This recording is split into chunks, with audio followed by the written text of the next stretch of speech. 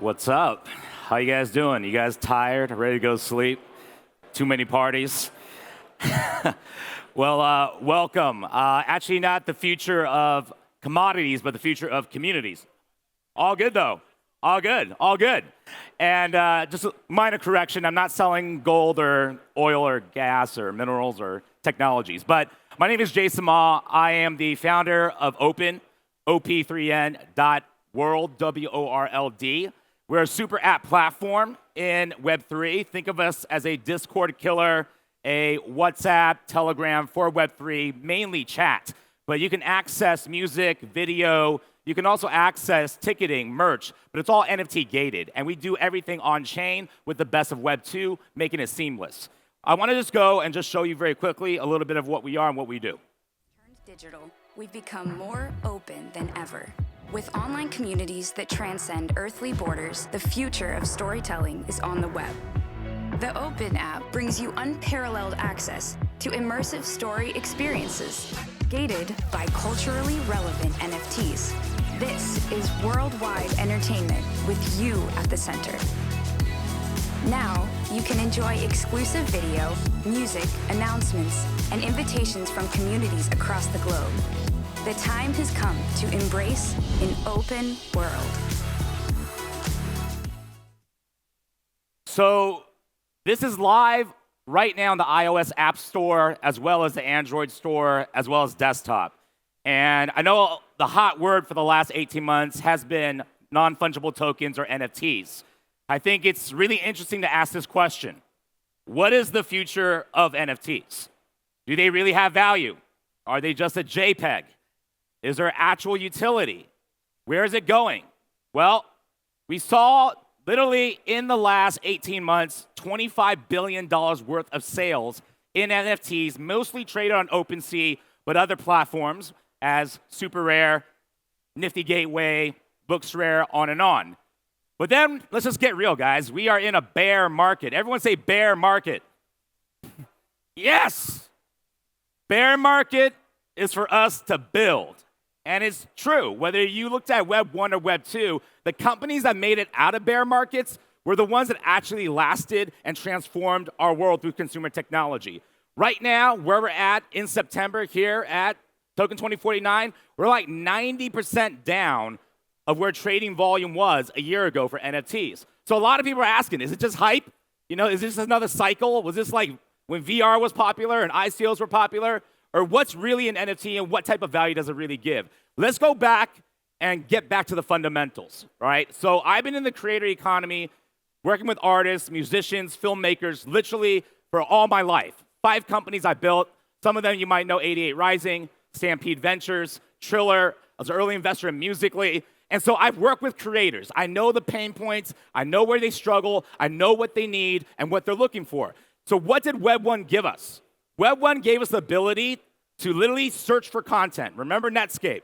Then came Yahoo. Then came AOL. Then came Google. So we were able to receive information. Web 2, which happened in 2004, 2005, gave us the ability to publish or read and write information. So that came YouTube. That came Instagram, Facebook, Uber. Press a button. A car comes and gets you. But where did all that value accrue to? Who made all the money? Not the influencer, not the creator on Instagram. Unless you're Kim Kardashian, most Instagram influencers, ask Irene Dow, don't make that much money, and it's really, really hard to monetize. Give you an example. I met with a TikToker recently. She had over 500 million views on her music video for TikTok that went viral. She looked me straight in the face. She said, Jaeson, I have not even seen $1,000 from TikTok. 500 million views. 88 Rising, we're the fastest growing digital music label in the world. Our top artist, Joji, had the #1 single on Spotify in July. If you know that song, Glimpse of Us, 100 million streams in 7 days. Guess how much Spotify paid us? About $300K. After I pay out writers, producers, what's left for the label, what's left for the artist? Very, very, very little. Squid Games, Netflix. How much did it make for Netflix? Squid Games, you guys, anyone know? Over $1 billion in subscription value. This was literally published to their public shareholders. You know how much the creator and director of Squid Games got paid? $250K. And he didn't get $1 more. My point here is this. In Web 2, Facebook, Amazon, Apple, Netflix, Google, TikTok, Spotify, Snapchat, all that value and all that monetization, billions and trillions, went to Zuckerberg. Literally went to Bezos. Literally went to Ted Sarandos. Did not go to the creators. So what's interesting about Web3 is, ask the question, what can Web3 do for you that Web2 can't if you're a creator? I was on a panel with Mike Shinoda of Linkin Park, and he's done 2 NFT music projects, all sold out. And he said something very interesting on our panel. He said, I don't need more fans as Linkin Park. He has literally 100 million fans. But he's like, but I am a designer. I went to a design school. I love doing different creative things. And there's a subsect of my fans that want to support my creative endeavors, and I only need about 3,000 to 10,000 of them to go and support me on the blockchain and not just invest or donate like Kickstarter where it's transactional, but actually own a piece of my creativity, own a piece of the project and the community that I'm building. So in other words, in Web3, you don't have to go big and get more followers. In Web3, you need to go smaller and you got to go deeper. You ever watch the movie 300? Yes. Find your Sparta. Find your 300 in Web3. Because if you go smaller and they have more ownership, you can actually do a lot more in the tail end. So look at MetaMask, OpenSea, Coinbase, TopShot, Open, Animoca Brands, which is our lead investor. I want to talk about this one word, that NFTs is not just a JPEG. NFTs is not just a fad or a movement. NFTs, to me, is one word, utility. Everyone say utility. I have 3 A's for utility, and it's authorship, authentication, and access. These are the 3 things I truly believe that NFTs bring us. So authorship is the state or fact of being the writer of a book, article, document, or the creator of a work of art. What does that sound like? Musicians, filmmakers, fashion designers, digital creators, entrepreneurs. My buddy owns this Bored Ape. He's an Asian American, Vietnamese American dude in LA. He owns that ape. You know what he did? He created Bored and Hungry. He created his own In-N-Out Shake Shack with a Bored Ape. There's lines out the door. Because he authors it and he owns that Bored Ape, he can do whatever he wants with that Bored Ape. You saw that with Eminem and Snoop Dogg. They own their apes. They made a music video together. It's very interesting what's happening with the blockchain. Now, anyone can own their ideas, remove the middle layer of Facebook, Amazon, Netflix, Google, and be direct with the communities that support their ideas or their intellectual property. That is the key. That is what the NFT is. It's a transparent record that you own your idea. Everyone say, own your idea. Number 2, everyone say authentication.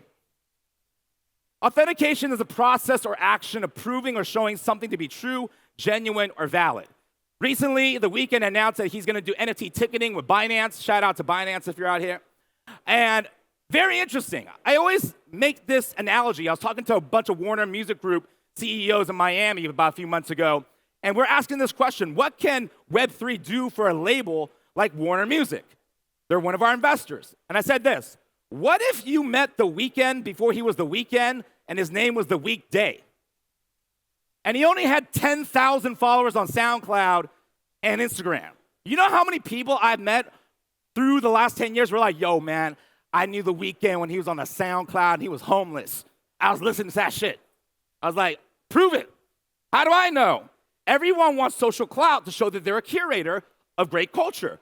So let's say you found The Weekday before he's The Weeknd. He only had 10,000 hardcore followers, but we're like, yo, this guy's the truth. His music is crazy. It's so dope. I'm in. And he's dropped 1,000 NFTs for a weekday DAO.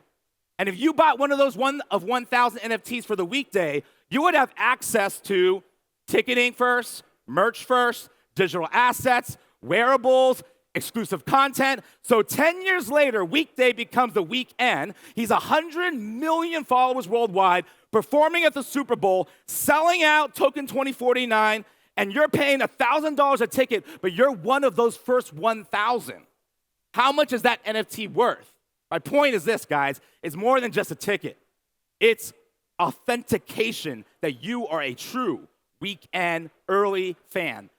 Mickey Mantle baseball card, rookie year, is worth a lot more or less than what that could be in the future. Last one, access. Everyone say access. So access is the right or the ability to approach or enter an event, space, or community. So shout out to our community tonight. My boys Elroy and Kit. They are like a Soho House collaboration community here in Singapore. They're having an exclusive event tonight that no one can get into. Everyone wants to get to it. I can't tell you where it is because that's how exclusive it is. And people are paying anything for that access. Why? Because it's about community. In Web 2, it's transactional. I'm the creator. You're the user consumer. I give you content. You pay me for that content. We're done. In Web 3, you're starting like little churches, little cults, and little corporations. Whatever I tell you that you're going to get, you co-own, you co-create, you co-collaborate. So in Web 2, you're a user. In Web 3, you're a member. In Web 2, you're a follower. In Web 3, you're an investor. In Web 2, you're a fan, only fan. In Web 3, you're a collector. In Web 2, you're a patron. Again, in Web 3, we're communities. So I want to transition from that with one last example. Has anyone heard of Nouns DAO? Nouns DAO? Super, super interesting DAO. One of the most, I would say, forward-thinking and most practical and productive I've seen. But they issue one Noun DAO a day for an auction. They go for about 80 ETH a day. So they only have like 300-something members right now. But if you have access to that Noun DAO, you get to be part of a $50 million liquidity pool where everyone can vote for projects of how to market Nouns DAO. Imagine if Supreme was Nouns DAO. Right now, they funded through the community a Nouns DAO eyewear glass, a Nouns DAO cafe, a Nouns DAO movie, a Nouns DAO merch line, all through the community treasury. It's super interesting. You can't get in, you can't vote, you can't get from that treasury unless you have access through that NFT. So with that, I'm gonna sum it up with our project. Everyone say A3. A3 is 2023 limited edition lighter case necklaces authored and designed by Verbal Ambush, stand up. The one and only Teriyaki Boys, M-Flow, Ambush Design, authenticated with an NFT hosted on Avalanche, access to exclusive Ambush events. Check out this video of the project, and I'll bring Verbal up stage. God created the heaven and the earth. And the earth was without form and void. And darkness was upon the face of the deep. And let there be light. And there was. And God upon the darkness. And God called the light day. And the darkness he called night. And the evening and the morning was the third day.